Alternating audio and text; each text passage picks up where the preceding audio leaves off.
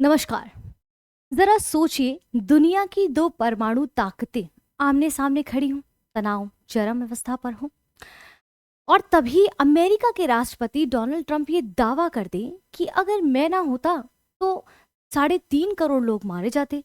क्या ये सच में कूटनीति की सफलता थी, या फिर कहें कि ये एक शक्तिशाली राजनीतिक नैरेटिव जो है सामने निकल कर आया है?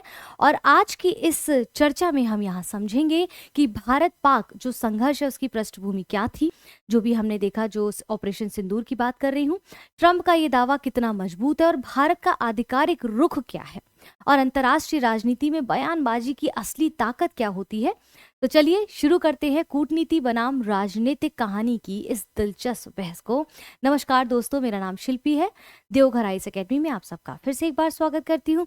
आइए इस पूरी कहानी को यहाँ पर समझने का प्रयास करते हैं कि ये सारी गुत्थियाँ क्या हैं, किसके बारे में बात की जा रही है, और पाकिस्तान के पीएम को बचा लिया उन्होंने, एक न्यूक्लियर युद्ध होने से बचा लिया। ये सारी बातें जो है डोनाल्ड ट्रंप अचानक से क्यों कह रहे हैं? देखिए, डोनाल्ड ट्रंप, मुझे लगता है मानसिक स्थिति बहुत खराब होती जा रही है समय के साथ साथ। जब उनके ऊपर सुप्रीम कोर्ट ने ये बोला, वही वहाँ के सुप्रीम कोर्ट ने बोला कि आप जो ओवर टेरिफ कर रहे हैं या टेरिफ पे टेरिफ लगाते जा रहे हैं, अपनी रूल्स एंड रेगुलेशंस को जो है ब्रेक कर रहे हैं, तो उस पर रोक लगाई। तो वहाँ से वो निकले तो बौखलाहट में उन्होंने अब बहुत सारी चीज़ें नए जो है प्रस्ताव ला के रख दिए, नई बातें करनी शुरू कर दी हैं। और जो है पाकिस्तान के जो प्रधानमंत्री, वो तो हम देख ही रहे हैं किस प्रकार से उनकी जी हजूरी में हमेशा लगे रहते हैं, चाटुकारिता में लगे रहते हैं। उनको पूरी भरी महफिल में डोनाल्ड ट्रंप कहते थे stand up and say about me और समथिंग लाइक दैट, तो वो उनकी जी साहिब, जी मालिक, जी साहिब करके वो इस तरह की बातें करके डोनाल्ड ट्रंप को तवज्जो दे देते हैं। तो ये सारी चीज़ें देखिए यहाँ पर देखेंगे, और बहुत इंटरेस्टिंग टॉपिक है, क्योंकि ये सारी चीज़ें आपको ना कनेक्ट करने का मौका मिलेगा, समझेंगे कि कैसे विषय को समझना है। इससे पहले आगे बढ़े, मैं आपको बता दूं, झारखंड स्पेशल जो झारखंड पीसीएस है उसकी टेस्ट सीरीज शुरू हो रही है, और 16 नवंबर से, माफ़ी चाहती हूँ, शुरू हो चुकी है।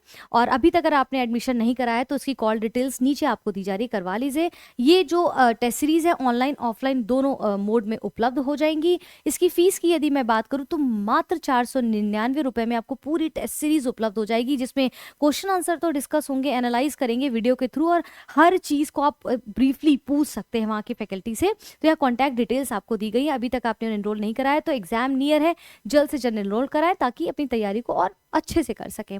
भारत पाक संघर्ष में ट्रंप का दावा है, ये कूटनीतिक राजनीतिक नैरेटिव है। तो यहाँ पर डोनाल्ड ट्रंप ने दावा किया है कि जो ऑपरेशन सिंदूर के समय पे जो भारत ने स्ट्राइक किया था पाकिस्तान पे, अगर उस समय पे सो कॉल्ड पाकिस्तान को अगर अवेयर नहीं किया होता, या फिर डोनाल्ड ट्रंप ने भारत और पाकिस्तान के बीच में 200% की टैरिफ की बात का झटका नहीं दिया होता, तो शायद ये युद्ध होता रहता। क्योंकि हमेशा से डोनाल्ड ट्रंप ये दावा करते हैं कि मैंने हमेशा से कई सारे युद्धों में अपना इन्वॉल्वमेंट दिखाया, उसको रोकने का प्रयास किया। That's why they create board of peace, and you understand that what I am trying to say. Board of peace का क्या मतलब है, आप शब्दों से समझ रहे होंगे, और ये व्यक्ति कितना पीस कायम करता है हमने इसको देखा है।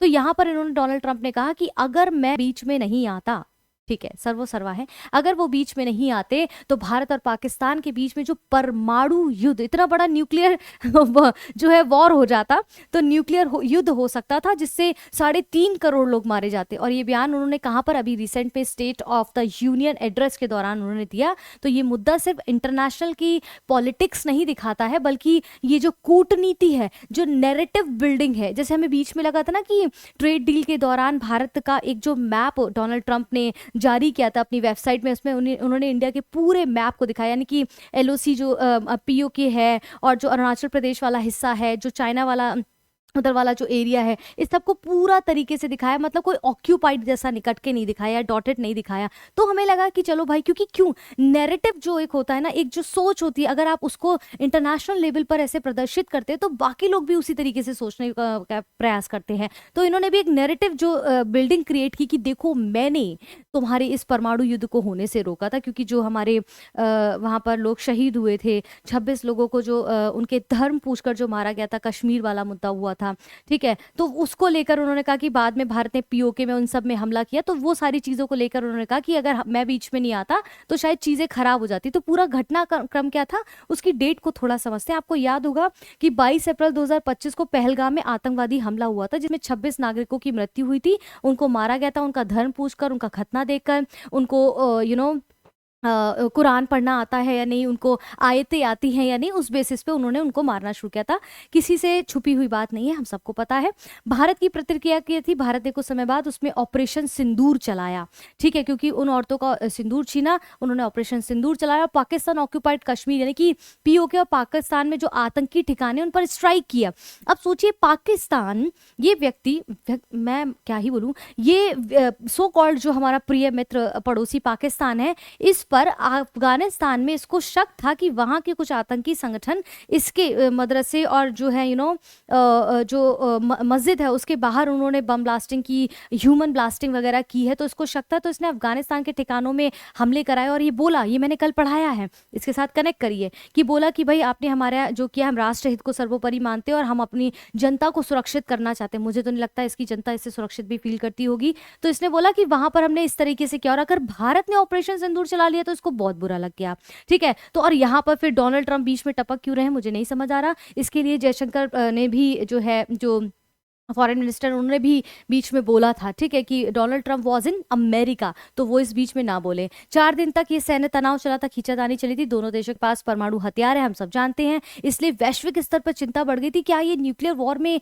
कन्वर्ट हो सकती है ये वॉर। तो सीज फायर जो है 10 मई को करवा दिया गया था। तो डोनाल्ड ट्रंप कहते हैं सीज फायर इसलिए हुआ क्योंकि मैं बीच में था, जबकि प्रधानमंत्री नरेंद्र मोदी ने कहा है कि थर्ड पार्टी को इन्वॉल्व ही नहीं थी सीज फायर के समय पे, ये हमारा खुद का निर्णय था। तो ट्रंप ऐसा दावा करते हैं कि उनका हस्तक्षेप ना होता तो परमाणु युद्ध हो गया होता भारत पाकिस्तान के बीच में, और पाकिस्तान में भारत के थ्रू जो सीज फायर हुआ है, जो स्ट्राइक हुई थी, उसमें लगभग 3.5 करोड़ लोग मारे जाते। हालांकि जनसंख्या जिस हिसाब से उन लोगों की बढ़ रही है, मर भी सकते थे। उन्होंने 200% टैरिफ की धमकी, उन्होंने कहा कि ये सारा मामला इसलिए रुका क्योंकि मैंने 200% की टैरिफ की धमकी दे दी गई थी, इसलिए दोनों देशों को मैंने बैलेंस कर लिया कि भैया अगर तुम नहीं समझोगे, क्योंकि देखिए डोनाल्ड ट्रंप के पास बुद्धि तो है नहीं, ठीक है, वो व्यक्ति अपने लोग घुटनों से सोचते, दिमाग से सोचते, वो टैरिफ से सोचते हैं। तो वो आर्थिक टैरिफ, जो आर्थिक रूपी जो टैरिफ है, जो वेपन है, वो फेंक देते हैं, उससे लगता है उनकी पूरी दुनिया कब्जे में है। हालांकि उनको सुधारने वाला उनका सुप्रीम कोर्ट आ गया है, क्योंकि वो व्यक्ति जिसने WTO की भी बात नहीं मानी, आज वो सुप्रीम कोर्ट के तले अभी दब गए हैं, ठीक है। उनकी कूटनीतिक सफलता, यहाँ उन्होंने कहा कि भाई देखो हम कितने अच्छे से मैंने सब चीज़ मैनेज कर ली, और उन्होंने ये भी कहा कि अपने दूसरे कार्यकाल में उन्होंने 8 अंतर्राष्ट्रीय, उन्होंने ना केवल ये कहा कि भारत और पाकिस्तान के जो है मसले उन्होंने सॉल्व किए हैं। मैं इस वीडियो को आपको ज़रूर सुनाना चाहूँगी यहाँ पर। आई होप ये बोर्ड ऑफ पीस के दौरान इन्होंने ये सारी बातें यहाँ पर कहनी शुरू की थी। एक सेकेंड रुकिए, है ना, यहाँ पर मैं आपको सुनाती हूँ कि इन्होंने क्या कहा है। आप सुनेंगे तो बेहतर तरीके से समझ पाएंगे, देखिए। None of it worked. At Trump's first Gaza Board of Peace summit, अब देखिए यहाँ ये बोलते हुए दिख रहे हैं कि मैंने अगर नहीं रोका होता तो 3.5 करोड़ लोग मारे जाते, ठीक है। The single most excruciating moment of the day came mid-VM and asked him to stand up. Sharif immediately rose to his.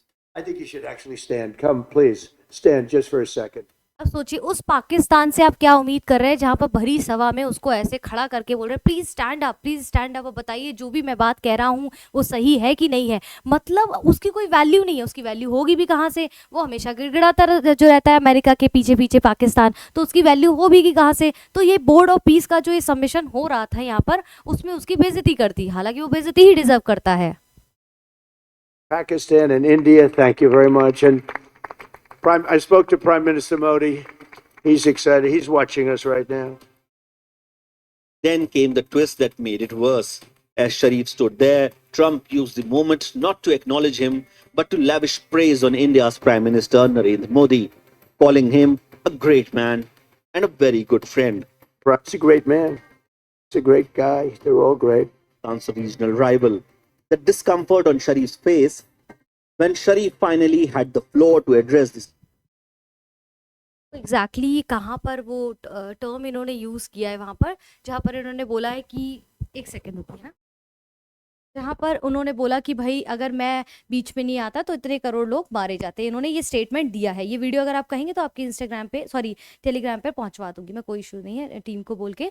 तो ये सारी चीज़ उन्होंने कही कि मैंने उसके साथ साथ ना केवल भारत और पाकिस्तान के युद्ध में हस्तक्षेप करके रुकवाया, बल्कि मैंने जो है 8 अंतर्राष्ट्रीय और संघर्ष चल रहे थे, वॉर चल रहा था, उनको भी ब्रेक डाउन करने की कोशिश की है। तो इनसे पूछा जाए कि भाई जब रशिया और यूक्रेन का युद्ध, कहते हैं रशिया यूक्रेन के युद्ध में I can't do anything because वो तो तो पहले से ही चल रहा था, आई कांट डू एनीथिंग। क्यों नहीं कर सकते? क्योंकि तुम वैसे नहीं कर सकते तो उसको अलग तरीके से अपंग कर रहे हो, उससे ऑयल ना खरीदने के लिए टैरिफ लगाने की धमकी दे रहे हो। तो यहाँ पर डोनाल्ड ट्रंप के ये सारे वक्तव्य सामने आते हैं। तो व्हाट वाज ट्रंप क्लेम, इसको हमने यहाँ पर समझने का प्रयास किया। अब भारत का इस पर क्या रुख है? भारत क्या कह रहा है? भारत कह रहा है कि भैया 10 मई को सीज फायर तो हमने ही दोनों के बीच में बातचीत करके खत्म कर दिया था, तीसरे पक्ष की तो कोई बात ही नहीं हुई थी, तो आप बीच में कहां से आ जाते हैं? तो यहाँ पर विदेश मंत्री जो फॉरेन मिनिस्टर है वो एस जयशंकर, वो कहते हैं कि Trump was in the US, तो ट्रंप इस बारे में ना बोले। तो सबसे महत्वपूर्ण बात क्या है, ये जो पॉलिसी है ऐतिहासिक रूप से द्विपक्षीय समाधान पर बेस्ड थी, जो इनके बीच में हुई थी। वो पॉलिसी क्या है? Shimla agreement and Lahore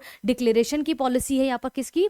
Lahore declaration और शिमला अग्रीमेंट की यहाँ पर पॉलिसी की बात कर रहे हैं। तो चलिए एक बार ना हम ये चीजें, शिमला एग्रीमेंट और लाहौर जो डिक्लेरेशन है उसको समझते हैं। एक्चुअली शिमला एग्रीमेंट की बात करें, ये 1972 में हुआ था। बहुत छोटा और आसान तरीके से समझते हैं कि 1971 में युद्ध हुआ, उसके बाद ये समझौता हुआ, तय हुआ कि भारत पाकिस्तान अपने विवाद जो है आपस में सुलझा लेंगे, किसी तीसरे देश की मध्यस्थता यहाँ होगी नहीं। एलओसी को जो है मान्यता दी गई और मतलब मसले जो है द्विपक्षीय बातचीत से हल होंगे, इसके अंतर्गत काम किया गया। अब लाहौर डिक्लेरेशन क्या था कि बहुत जो है वाजपेयी और नवाज जो शरीफ है उनके बीच में समझौता हुआ। उद्देश्य क्या था कि रिश्ते सुधारना है, परमाणु तनाव को कम करना है, शांति और सावधानी बरतने का वादा किया। मतलब कि बातचीत पर जो है काम करो, बाकी चीजों पर ध्यान मत दो। तो तीसरे की तो मध्यस्थता की बात ही नहीं आती है, क्योंकि उन्होंने कहा द्विपक्षीय वार्ता किसके तहत हुआ? वो ये शिमला अग्रीमेंट और लाहौर डिक्लेरेशन के जो है बीच में हुआ। तो इसमें डोनाल्ड ट्रंप को तो बीच में बोलने की आवश्यकता ही नहीं थी, तो विवादों का समाधान हुआ। ठीक है, अब यहाँ पर क्रेडिट अगर डोनाल्ड ट्रंप खा रहे हैं तो उसका कुछ नहीं कर सकते, क्योंकि उसके मुंह पे तो जो है अमेरिका रूपी पट्टी बंधी हुई है पाकिस्तान के, वो तो बोलेंगे नहीं। तो यहाँ पर क्या है, सच में परमाणु युद्ध संभव था? तो समझिए परमाणु युद्ध कैसे हो सकता था, क्योंकि न्यूक्लियर डिटरेंस समझना होगा सबसे पहले हमें। ठीक है, तो न्यूक्लियर डिटरेंस क्या होता है? बेसिकली ये दुश्मनों को हमला करने से रोकता है, डर दिखाकर, या जैसे भी आप देख सकते हैं कि जब दोनों देश के पास जो है परमाणु हथियार जब होते हैं तो ऐसी कंडीशन में क्या होता है कि उनके बीच में पूर्ण युद्ध का मतलब दोनों का विनाश होता है। तो अब ऐसे में अगर एक देश हमला करेगा तो दूसरा देश भी जवाब में हमला करेगा ही करेगा, यानी कि हमला करने वाला भी सुरक्षित नहीं होगा। और इसी को हम क्या कहते हैं यहाँ पर कि न्यूक्लियर डिटरेंस की बात करते हैं। ठीक है, फियर ऑफ रिलेटेशन यानी कि जो रिटेलिएशन है उसकी बात करते हैं, जवाबी हमले के डर के बारे में। अब यहाँ पर म्यूचुअली जो अश्योर्ड जो डिस्ट्रक्शन है, ये क्या है? एमईडी जिसको बोलते हैं मैट।